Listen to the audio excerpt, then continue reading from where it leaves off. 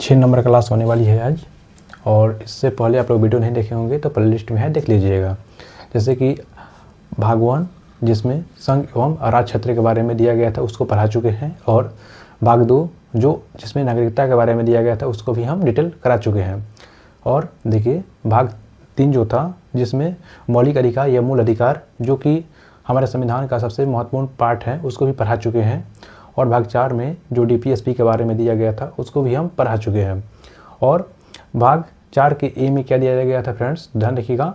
Article 51 के ए में निहित किया गया था मौलिक कर्तव्य के बारे में, जो कि 11 मौलिक कर्तव्य हैं, उसको भी हम पूरा डिटेल में पढ़ा चुके हैं।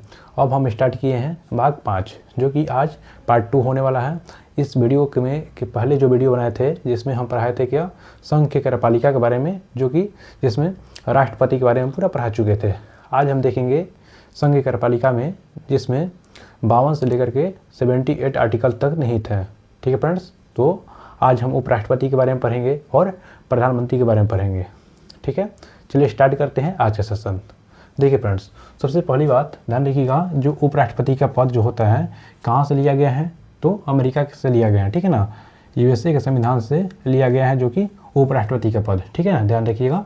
और इसमें क्या होता है, संघ की कार्यपालिका का जो अध्यक्ष होता है वो राष्ट्रपति होता है, ध्यान रखिएगा। ठीक है, अब देखिए फ्रेंड्स, इसमें जो उपराष्ट्रपति के बारे में पढ़ेंगे तो एक मतलब एक ट्रिक याद रखिएगा जिसमें पूरा आप लोगों का आर्टिकल कवर हो जाएगा, अनुच्छेद पूरा कवर हो जाएगा। ठीक है फ्रेंड्स, देखिए उसका निका चूज। ठीक है फ्रेंड्स, इस ट्रिक को फॉलो कीजिएगा, आपको 100% बेनिफिट होगा और ये 100% आप लोगों को याद हो जाएगा उपराष्ट्रपति। ठीक है ना, देखिए बात करते हैं अनुच्छेद 63 में क्या लिखा गया है।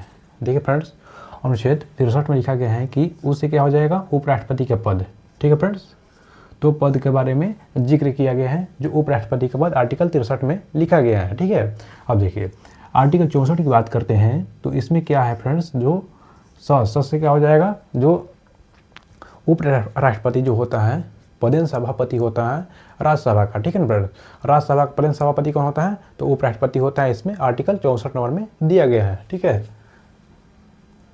ध्यान रखिएगा क्या हो जाएगा, सभापति। ठीक है फ्रेंड्स, चलिए आगे चलते हैं अनुच्छेद 65 में।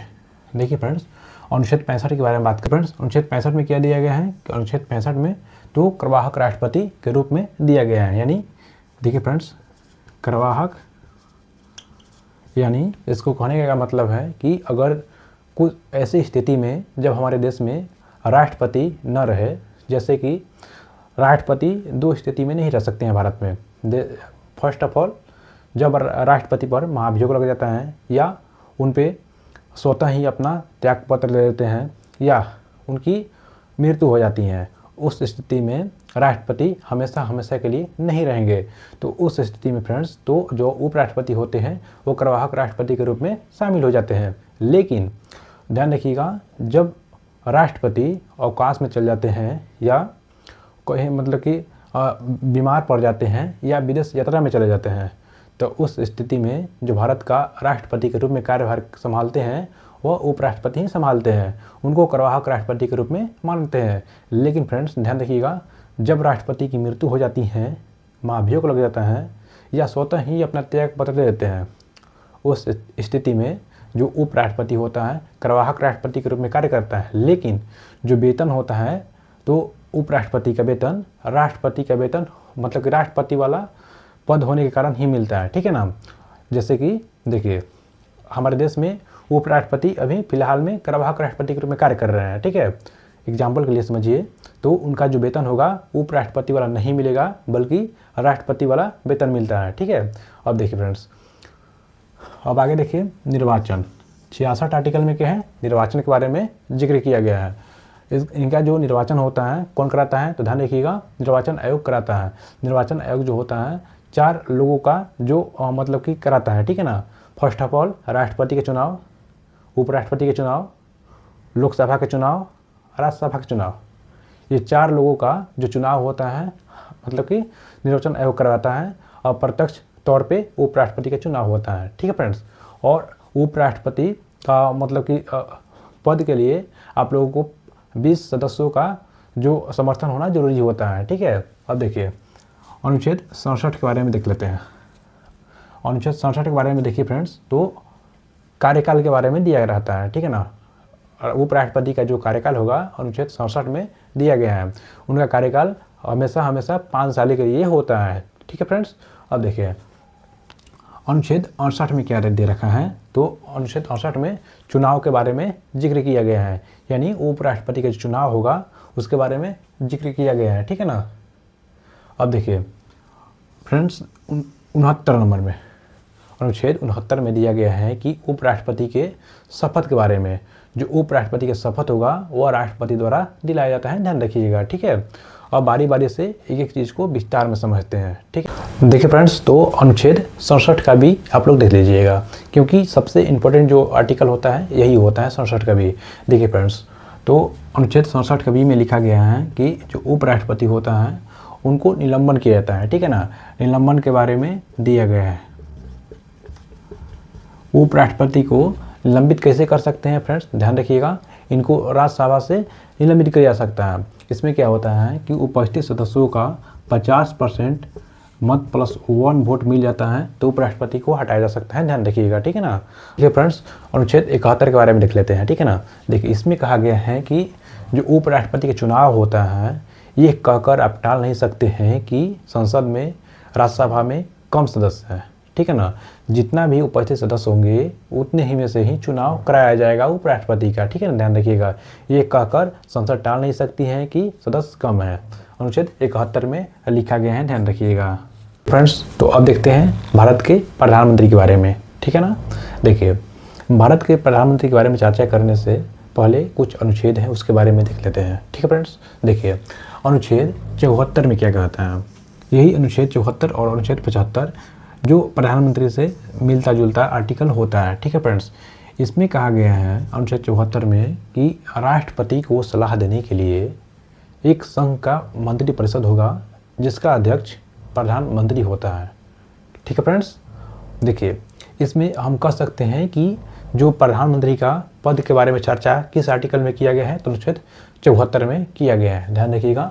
अनुच्छेद 74 में किया है तो पीएम का पद के बारे में दिया गया है, ठीक है फ्रेंड्स। देखिए अनुच्छेद 75 में क्या दिया गया है फ्रेंड्स, ध्यान रखिएगा। अनुच्छेद 75 में राष्ट्रपति द्वारा प्रधानमंत्री को नियुक्ति मिलती है, ठीक है ना। तो ध्यान रखिएगा पीएम का नियुक्ति किस आर्टिकल में है, तो अनुच्छेद 75 में दिया गया है, ठीक फ्रेंड्स। इस दो आर्टिकल को आप लोग ध्यान रखिएगा। देखिए फ्रेंड्स, तो अब बात करते हैं जो प्रधानमंत्री होते हैं उनके कार्यभार के साथ में, ठीक है ना, कि कौन सा कार्य करते हैं जो प्रधानमंत्री होते हैं। देखिए आप लोग एक बार ध्यान से देखिएगा, आप लोग 100% याद हो जाएगा, ठीक है फ्रेंड्स। देखिए बात करते हैं तो देखिए प्रधानमंत्री प्रथम विधि अधिकारी होता है, ध्यान रखिएगा। प्रथम जो भारत सरकार का प्रथम अधिकारी कौन होता है, प्रधानमंत्री को माना जाता है, ठीक है ना। देखिए 2 नंबर क्या है कि राष्ट्रपति और मंत्रिपरिषद के बीच का जो सेतु का काम कौन करता है, प्रधानमंत्री करते हैं, ध्यान रखिएगा, ठीक है ना फ्रेंड्स। अब देखिए 3 नंबर में क्या दे रखा है, जो मंत्रिपरिषद की अध्यक्षता कौन करता है। मान लीजिए कि कोई मंत्रिपरिषद के जो अध्यक्ष होते हैं, अध्यक्षता कौन करते हैं, तो प्रधानमंत्री ही करते हैं, ध्यान रखिएगा, ठीक है ना। उसके बाद में देखिए नीति कौन बनाता है, सरकार के लिए जो नीति बनाते हैं, नियम बनाते हैं, वो प्रधानमंत्री ही होते हैं, ध्यान रखिएगा, ठीक है ना। उसके बाद में देखिए 5 नंबर क्या दे रखा है, जो प्रधानमंत्री का कर्तव्य है कि वह प्रशासन की पल पल की जानकारी राष्ट्रपति को दे, यह मतलब कि प्रधानमंत्री का परम कर्तव्य हो जाता है, ध्यान रखिएगा फ्रेंड्स, ठीक है ना। उसके बाद में राष्ट्रपति को सलाह देने की शक्ति, मतलब देखिए क्या होता है कि प्रधानमंत्री क्या करते हैं, जो मंत्री का विभागों का बंटवारा किया जाता है, जब कौन मंत्री मतलब कौन से व्यक्ति किस मंत्री का पद के लिए जिम्मेदार है, तो उसके लिए प्रधानमंत्री सलाह देते हैं राष्ट्रपति को, ठीक है ना, ध्यान रखिएगा, ठीक है फ्रेंड्स। तो आगे चलते हैं। अब देखते हैं जो प्रधानमंत्री होते हैं कौन कौन सा चीज़ का हेड होते हैं, उनके बारे में चर्चा कर लेते हैं, ठीक। अब देखते हैं फ्रेंड्स जो प्रधानमंत्री का अधीन जो कार्य करते हैं उनके बारे में, जो प्रधानमंत्री जिनके अध्यक्ष होते हैं उनके बारे में देखते हैं। देखिए फ्रेंड्स, फर्स्ट ऑफ ऑल बात करते हैं तो नीति आयोग का हेड किसे माना जाता है, तो प्रधानमंत्री ही होते हैं, ध्यान रखिएगा। उसके बाद में पीसीबी होता है। पीसीबी का क्या होता है फ्रेंड? पॉपुलेशन कंट्रोल ब्यूरो होता है, ठीक है ना। पॉपुलेशन कंट्रोल बोर्ड या ब्यूरो कह सकते हैं, ठीक है। अब देखिए 3 नंबर क्या होता है? IDA यानी आइसलैंड डेवलपमेंट अथॉरिटी का जो हेड होता है प्रधानमंत्री होता है, ठीक है ना। उसके बाद WRC का भी हेड प्रधानमंत्री होता है। नेशनल वाटर रिसर्च काउंसिल का अध्यक्ष कौन होता है? प्रधानमंत्री होता है, ठीक है फ्रेंड्स। अब देखिए इसमें एक और शब्द आता है जिसको हम बोलते हैं, क्या बोलते हैं फ्रेंड? मंत्रिपरिषद सचिवालय। मंत्रिपरिषद सचिवालय क्या होता है फ्रेंड्स? यह क्या काम करता है? ध्यान रखिएगा, जो मंत्री और मंत्रालय के बीच के सेतु का काम कौन करता है? यही करता है, ठीक है फ्रेंड्स। अब देखिए यह मंत्री और मंत्रालय के बीच का सेतु का कार्य करता है और इसका कार्य क्या होता है? ध्यान रखिएगा, मंत्रिपरिषद सचिवालय का जो विभिन्न मंत्री होते हैं उनको यह कार्य सौंपता है कि आपको इस कार्य के लिए सौंपा गया है। तो कार्य सौंपने का काम कौन करता है? ध्यान रखिएगा, मंत्रिपरिषद सचिवालय कार्य करता है, ठीक है ना फ्रेंड्स। अब देखिए बात करते हैं जो मंत्रिपरिषद सचिवालय का जो सर्वोच्च विधि अधिकारी होता है, मतलब अधिकारी होता है, जो सर्वोच्च ऊंचा अधिकारी, ध्यान रखिए कौन होता है? तो केंद्रीय सचिव बोलते हैं। क्या बोलते हैं? केंद्रीय सचिव, ठीक है फ्रेंड्स। अब देखिए 91 नंबर का संशोधन किया गया था, ठीक है ना। एक संविधान में 91 नंबर का संशोधन किया गया था 2003 में। इसमें कहा गया कि कोई भी मतलब कि मंत्री बनेंगे कोई भी राज्य में या केंद्र में, वो मंत्री कितना % होंगे? तो ध्यान रखिएगा, मात्र 15% मंत्री होंगे, ठीक है फ्रेंड्स। 15% ही मंत्री बनेंगे। देखिए संसद मान लीजिए कि 100 संसद है, ठीक है ना, तो उसमें मंत्री कितना होंगे? तब 15% यानी 15 मंत्री ही होंगे, ठीक है ना। ऐसा इसमें दिया गया था। देखिए फ्रेंड्स, तो प्रधानमंत्री खत्म कर दी हैं। अब चलते हैं महान्यायवादी की तरफ। अनुच्छेद 76 में लिखा गया है कि भारत का एक महान्यायवादी होगा जिसको हम प्रथम विधि अधिकारी बोलते हैं। ध्यान रखिएगा, प्रथम विधि अधिकारी कौन होता है? तो महान्यायवादी को बोलते हैं, ठीक है ना, अटॉर्नी जनरल। देखिए फ्रेंड्स, जब राष्ट्रपति पर महाभियोग लगता है तो राष्ट्रपति की तरफ से जो मतलब कि वकील का भूमिका निभाता है तो वह यही व्यक्ति होता है जो महान्यायवादी होता है, ठीक है ना। और इसका जो योग्यता होता है फ्रेंड्स, जो सुप्रीम कोर्ट के मुख्य न्यायाधीश होते हैं उनके बराबर इनकी योग्यता होती है, ठीक है, ध्यान रखिएगा। उसके बाद में देखिए आर्टिकल 88 में क्या लिखा गया है? अनुच्छेद 88 की बात करते हैं तो ध्यान रखिएगा, यह संसद में जा करके बैठ सकते हैं, भाषण दे सकते हैं, लेकिन या वोट नहीं कर सकते हैं। अनुच्छेद 88 में यह लिखा गया है, ठीक है फ्रेंड्स। अनुच्छेद 88 को ध्यान रखिएगा, ठीक है ना। और महान्यायवादी को नियुक्ति कौन करता है? तो हमारे राष्ट्रपति द्वारा किया जाता है, ठीक है फ्रेंड्स। तो देखिए फ्रेंड्स, तो संघ के जो कार्यपालिका है उसको समाप्त कर दी है इस वीडियो में। आगे जो वीडियो आएगी उनमें हम संघ का न्यायपालिका और संघ का जो विधायिका होगा उसके बारे में डिटेल पढ़ेंगे, ठीक है ना। वीडियो अच्छी लगी तो लाइक, कमेंट और शेयर कीजिएगा, और कुछ सुधार चाहते हैं तो अभी कमेंट कीजिएगा, ठीक है ना। और चैनल पर नए हैं तो सब्सक्राइब कर दीजिएगा। मिलते हैं नेक्स्ट वीडियो में, तब तक के लिए धन्यवाद।